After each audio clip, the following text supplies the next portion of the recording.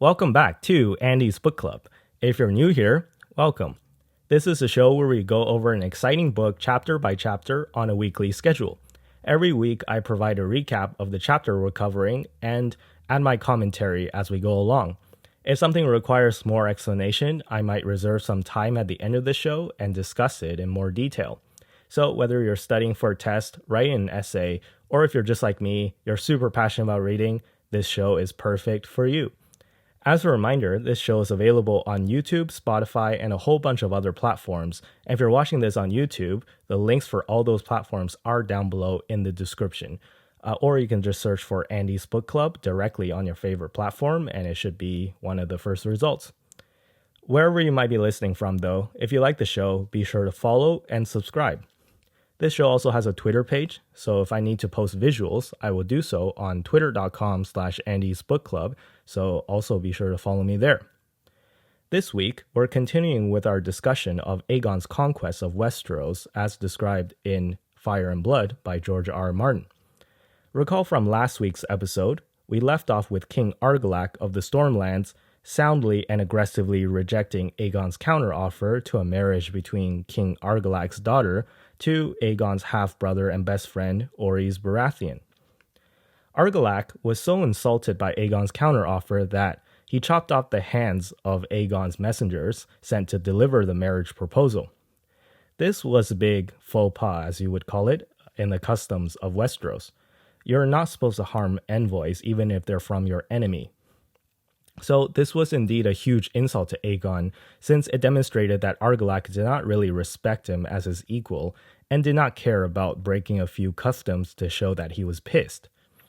However, in hindsight, it is clear that Argilac did not understand the gravity of the situation. You see, Aegon, along with his two sister wives, controlled 3 dragons in total, and this move by Argilac essentially forced Aegon's hand to act. No pun intended. Aegon, at this point, had already been longingly looking west to the main continent from his house seat on Dragonstone for opportunities for glory and to make a name for himself in history. And that is exactly what he will do. But first, Aegon rallied his allies. Westeros was soon about to be under new management. Reports differ to exactly how many sailed with Aegon to the mainland of Westeros. Some say it was as many as 3,000 men, some say it was only a few hundred. But in either case, a natural landing spot was a place called Blackwater Rush, which is at the mouth of the Blackwater Bay, where a river flowed into the bay. At the time of Aegon's landing, the area of the Blackwater Bay, of the mouth of the river, was controlled by some petty kingdoms and lesser-known houses that sometimes squabbled against each other. So Aegon pretty much faced no resistance when he landed in this area, since it was essentially a no man's land and it was undefended. But this is not to say that Aegon will meet no resistance. As soon as the news of Aegon's landing spread, some of the lords who ruled the area nearby, namely Lord Darklyn of Duskendale and Lord Mouton of Maidenpool, gathered a small coalition in an attempt to push Aegon and his forces back into the sea. Aegon, with the help of his half-brother Orys and his sister wives Rhaenys and Visenya, and of course the 3 dragons, were easily able to defeat Lord Darklyn and Lord Mouton in the battlefield, with both lords perishing in a very one-sided rout. Again, like I said, having dragons makes the fight incredibly unfair. It's like bringing fighter jets to a knife fight, essentially. So after the death of the patriarch of House Darklyn and House Mouton, their remaining relatives just decided to yield to Aegon and swear fealty to House Targaryen. Good choice. Now is perhaps a good time to talk a little bit more about our main characters, which are Aegon and his queens, Rhaenys and Visenya. Aegon's personality has always been somewhat of a mystery to historians. He was described as having no real close friends other than his brother Orys, but he was also extremely charismatic in a way that would draw men to worship and follow him, and women to love him. Although, despite being a proper ladies' man, he would stay faithful to his 2 queens. He was known as a great warrior, but he did not enjoy jousting tourneys or fighting people in general, if it can be avoided. He was said to be as comfortable wearing silk as he did wearing chainmail. Here we can see how Aegon's unique personality probably played a huge role in his success later in life. He was not bloodthirsty and avoided fighting if he could, but he wasn't afraid to fight if necessary. Maybe Aegon's personality serves as a nice balancing point between his two sister wives. His older sister, Visenya, was known for being a badass. Historians described her as cold, serious, stern, and dark. She carried a Valyrian steel sword called Dark Sister, which had been passed down from generation to generation within House Targaryen. Now, the art of making Valyrian steel had been lost after the doom of Valyria, so it was not possible to make new Valyrian steel weapons. It was said that Valyrian steel is imbued with magic that made it incredibly light and strong and basically can cut through anything.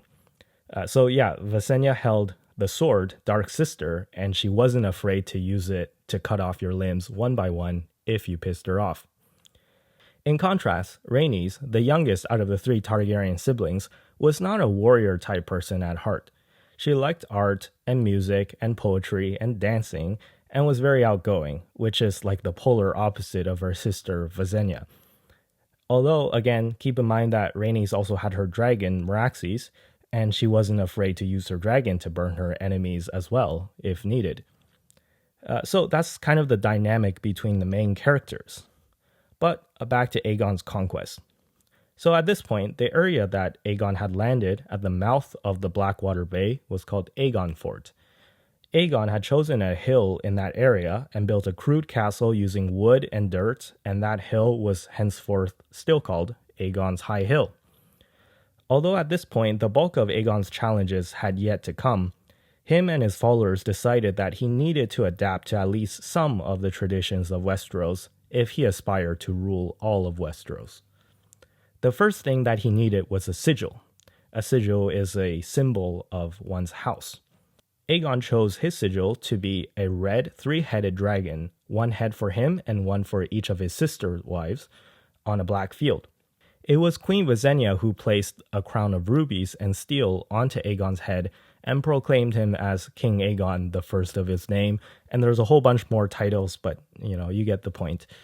Now, one thing to note is that according to the historical accounts, there were a bunch of common folk like local fishermen and peasants and farmers that attended Aegon's coronation at Aegonfort.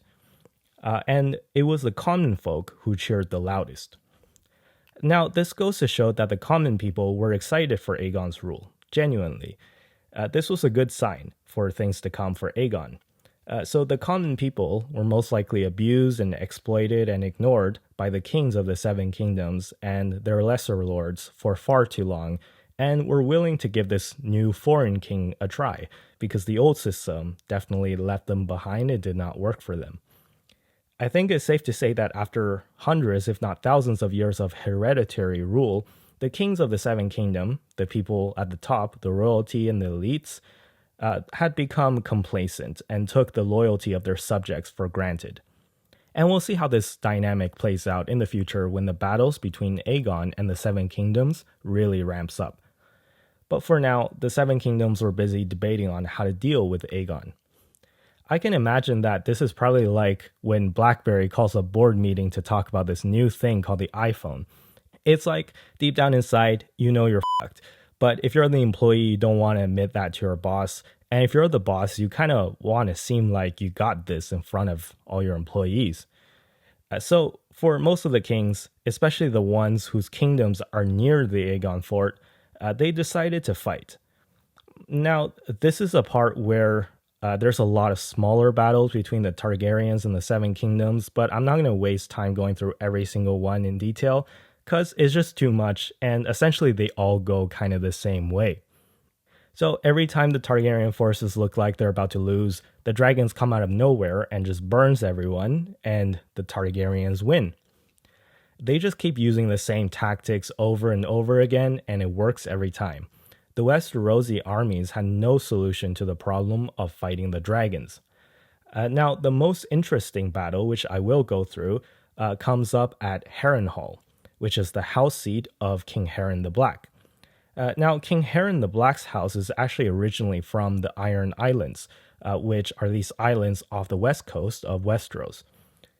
But Harrenhall is built on the mainland in this region called the Riverlands, which is right smack dab in the middle of Westeros, in between the north and the south. So the Iron Islanders, called the Ironborn, are a very aggressive and warlike people that often raided the coast and loved to pillage towns and plunder the gold. So the Riverlanders were constantly at war with the Ironborn for centuries and centuries, until the Ironborn were able to overrun the Riverlands. Now, King Harren the Black was known for being a tyrant and loved using slave labor, and he essentially used slave labor to build his castle at Harrenhall. So he was already hated by the common people. King Harren was seen as an oppressive occupier, since again, him and his family were Ironborn and not originally from the Riverlands. But until Aegon came, there wasn't really anything anyone can do about King Harren, since Harrenhal had become one of the most impregnable castles in Westeros. So if someone raised an army to attack Harren, he would just hide in the castle and there's nothing you can really do about it. Unless you had dragons.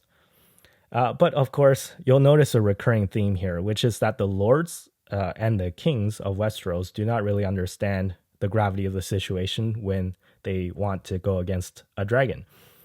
So the conversation basically goes like this, right? So Aegon arrives at Harrenhal, and Aegon goes, yo, bro, I have an army of 8,000 men and you're surrounded.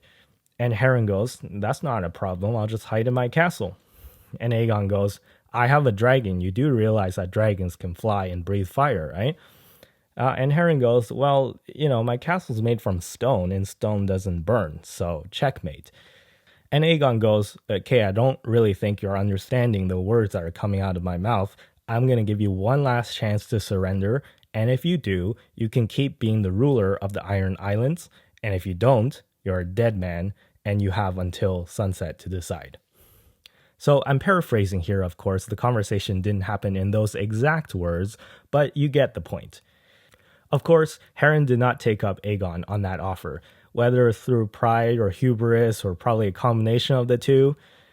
True to his word, Aegon mounted Balerion immediately and burned Harrenhal to a crisp. You see, dragon fire is so hot that it can melt stone. So although Harren was technically correct that stone does not burn, I don't think he thought that one through.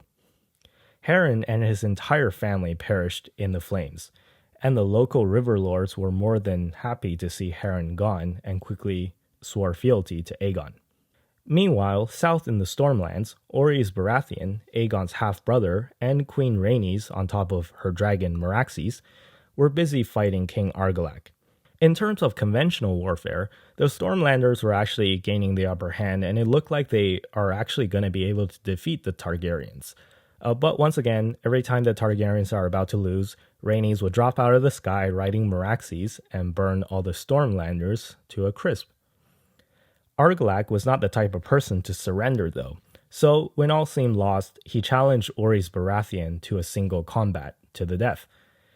And the area of the Stormlands was of course known for its storms, so a rainstorm had started to rage while Orys and Argilac went toe-to-toe. Argilac fought well, but in the end was killed by Orys in single combat. After killing Argilac, Orys and the Targaryen army arrived outside of Storm's End, the house seat of the king of the Stormlands, only to find themselves barricaded outside by Argilac's daughter, Argella. And if you remember, it was Argella's potential marriage that started this whole conflict, as we discussed in episode 1. So Argella had heard about her father's death and declared herself the Storm Queen, vowing to continue the fight. However, she was betrayed by her own people, who tied her up and opened the gates to the Targaryen army. So her reign as a Storm Queen turned out to be extremely short. However, her story actually ends a lot better than many of the other rulers of the Seven Kingdoms. In an incredibly romantic gesture by Westerosi standards, it is said that upon capturing the city, Orys Baratheon personally untied Argella from her chains and told her about the bravery of her father's final moments. This seemed to win her over, since she agreed to marry him. And Orys took the sigil, the house symbol that originally belonged to King Argilac, as his own. So until this day, the Baratheons of Storm's End still use that same sigil, which is a black stag on a yellow field. So if you're keeping track at home, Aegon knocked out the Riverlands and the Iron Islands and now the Stormlands from the war. So now leaves the Westerlands, the Reach, the Vale, the North, and Dorne, which has yet to bow to Aegon. When it came to the Westerlands and the Reach, they were ruled by House Lannister and House Gardner respectively. House Lannister was the richest family in Westeros, and House Gardner controlled the most fertile farmland in the entire continent. So they were the most powerful kingdoms that was in Westeros at the moment, and they decided to unite against Aegon. The two kings, King Loren Lannister and King Mern Gardner, gathered up their army in a field and prepared to face Aegon. And once again, I think it was a famous philosopher of our time, Mike Tyson, who said, "Everybody has a plan until they get punched in the face." So the location that they had chosen to fight Aegon in this particular area, this field, was a particularly bad idea. They chose a big open field probably because that's where cavalry performs the best, and they wanted a big space so that they can do a cavalry charge. However, the problem was that this was also during the driest season in Westeros, and they were on this open field that's essentially this giant tinderbox with nowhere to hide. So you can probably guess what happened next. All three dragons descended on the Westerosi army all at once in a battle now called the Field of Fire. The entire Lannister-Gardner united army was roasted alive. King Mern of House Gardner died in the flames along with his entire male line, and his lands were given to House Tyrell. King Lorne Lannister survived the flames and fled the field, but he was eventually captured and he had no choice but to bend the knee to Aegon. In return for surrendering, House Lannister was allowed to keep ruling the Westerlands, but as lords under Aegon as opposed to kings. So that was two more kingdoms down, and after placating the Westerlands and the Reach, the siblings decided to split up again. Aegon marched north towards the Starks, while Rhaenys went south to attack Dorne, and Visenya flew her dragon to the Vale of Arryn. In the north, Lord Torrhen Stark, the patriarch of the Stark family and king in the north, had been debating intensely with his advisors on what to do. He had heard about the Field of Fire and wanted to avoid a similar fate, although some of his advisors urged him to fight still. In the end, though, King Torrhen made the decision to bend the knee to Aegon, to spare the people the bloodshed that would be guaranteed if he didn't. So the original deal that Aegon gave to everyone is always valid. If you bend the knee, then you're allowed to keep your land, but you'll just be a lord instead of a king. So Torrhen Stark, now Lord Torrhen Stark instead of king, history would know him as the King Who Knelt. When Queen Visenya arrived in the Vale was ruled by Lady Shara, who was acting regent for her son Ronald Arryn, who was only a kid at the time, so not old enough to rule by himself. The Arryns of the Vale had long relied on the rough mountainous terrain of the Vale to serve as natural defenses against an incoming invading force. This had worked for them for centuries, but of course, dragons were a game changer. Visenya, on top of her dragon Vhagar, landed right in the middle of the courtyard of the castle from which the Arryns ruled, called the Eyrie, and she offered the boy king Ronald a ride on her dragon. This was of course a subtle threat to Lady Shara. Of course, Ronald was too young to understand the meaning of this, but to Lady Shara it was clear. Although her castle was well defended against an army, a dragon could just land on you at any moment, and this was demonstrated at Harrenhall. So Lady Shara, as any mother would want to protect her children, had no choice but to surrender to Queen Visenya, and the boy king got onto Vhagar as a king and landed as a lord. In the south, in Dorne, Queen Rhaenys had a much more difficult time compared to her siblings. The Dornish were engaging in what was essentially guerrilla warfare, doing hit-and runs and disappearing into the landscape. Unlike other battles the Targaryens had to deal with, the Dornish would not give the Targaryens an opportunity to defeat them in one large battle. And this was working really well since it was slowly grinding down the Targaryen army. And after suffering grinding losses, Rhaenys was able to finally capture the city of Sunspear, ruled by an old lady who was well into her 80s, which Argilac had once called the Yellow Toad of Dorne, Princess Maria of House Martell. When Rhaenys came to Sunspear, the city was empty. Again, the Dornish would not give her a fight. Rhaenys threatened Maria that if she would not bend the knee like everyone else, then there will be hell to pay. But Maria informed Rhaenys the house words of House Martell. You see, every house in Westeros has their own kind of slogan or tagline. Fire and Blood, the title of this book, is the house words of House Targaryen. The house words of House Martell is unbowed, unbent, unbroken, meaning that House Martell does not bow to anyone, they cannot be bent, and they will not be broken. So, House Martell would not be surrendering. Now, telling the Targaryens to leave did not work well for anyone else so far, but given the performance of the Dornish on the battlefield and them finding much more success in defeating the Targaryens through guerrilla warfare, they might be on to something here. Rhaenys knew that she did not at the moment have enough resources to fully occupy Dorne, but swore she would return and bring Dorne into the fold. This part will later foreshadow another conflict to come. But for now, let's summarize what happened. So far, Aegon had united 6 out of the 7 kingdoms, and although Dorne was still out of reach, the main conquest is now done. Aegon decided to now have a proper coronation ceremony at Old Town. In Westeros, the main religion is the Faith of the Seven. Almost everyone except for the Starks in the north who worship the old gods, but we'll talk about that later, believes in the Faith of the Seven. The spiritual leaders of the Faith of the Seven, kind of like their equivalent of priests, are called septons, and their version of the Pope, which is the highest ranking septon, is called the High Septon. The High Septon is based out of Old Town, and Old Town is kind of like their Jerusalem, like their holy city. So that's why Aegon makes a visit there, to get officially anointed and recognized by the High Septon.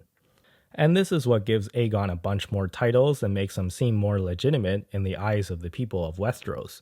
The Faith of the Seven, or rather religion in general, is a very important aspect of the lives of the people of Westeros, and its second coronation ceremony that was anointed by the High Septon, it is that ceremony that sets the calendar transitions from BC to AC. So this is where it hits 1 AC. AC stands for after conquest, by the way. And many people thought that Aegon would just stay in Old Town and rule from there. But he decided to go back to Aegonfort, which got renamed to King's Landing, and that's where the Iron Throne is, the throne of the king of all of Westeros. Now, the Iron Throne, by the way, is also something that Aegon created. Having defeated his enemies, he took the swords from his fallen enemies and melted them together using dragon flame to create this throne, this seat. So it's this big jagged seat with sharp metal parts poking out everywhere that you can easily cut yourself on. And Aegon designed the Iron Throne this way on purpose. He even says in a quote, "A king should never sit comfortably." So this is a reminder to future kings who sit on the Iron Throne that they should never become complacent. Not just to always be careful of your own mortality, like your ability to be injured, but also in general, just to be mindful of the enormous responsibility of being a king. So anyways, I think that's a good place to end today's episode. Next episode, we'll talk more about the one remaining thorn in Aegon's side, no pun intended, the Kingdom of Dorne, which is the last kingdom out of the 7 that is still escaping Aegon's grasp. So I hope you enjoyed today's episode, and thank you all for listening. I will see you all next week. Thank you.